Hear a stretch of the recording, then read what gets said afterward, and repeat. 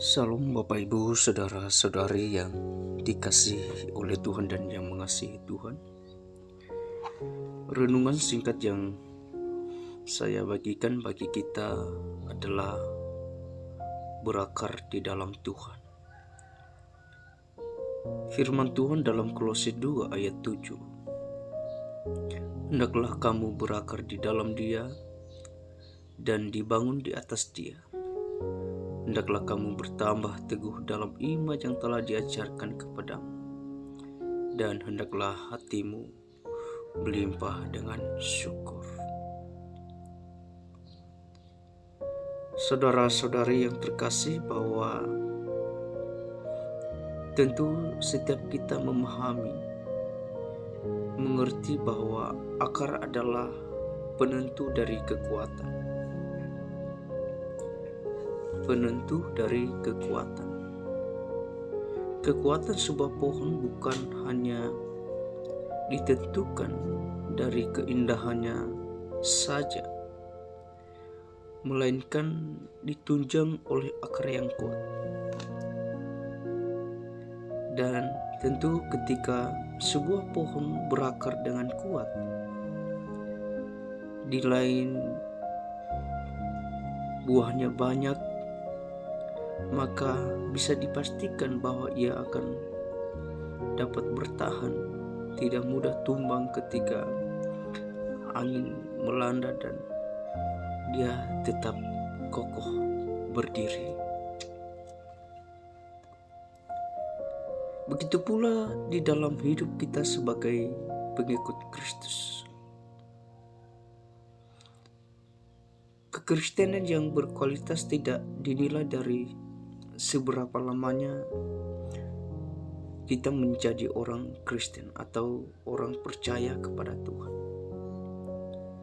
Sebab yang terpenting bagi kita adalah apakah kita sudah bertumbuh dan berakar di dalam Tuhan yang kita sembah, yaitu di dalam Yesus Kristus, atau belum. Oleh karenanya firman Tuhan di dalam Kolose ini, Tuhan merindukan setiap kita untuk selalu bertumbuh, untuk selalu berakar di dalam Dia,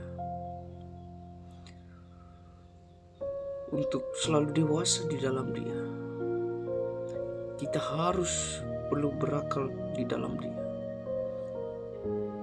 agar kita tidak mudah goyah, agar kita tidak mudah tumbang, dan terlebih kita menjadi kuat di tengah-tengah zaman sekarang ini. Yang menjadi pertanyaan bagi kita adalah bagaimana caranya untuk terus bertumbuh dan berakar di dalam Tuhan. Satu hal yang saya bagikan bagi kita bahwa untuk dapat berakar dan bertumbuh di dalam Tuhan, yaitu hendaklah kita terus hidup di dalam firman Tuhan. Hidup di dalam firman Tuhan artinya kita harus terus merenungkan firman Tuhan, memelihara firman Tuhan itu dan melakukannya.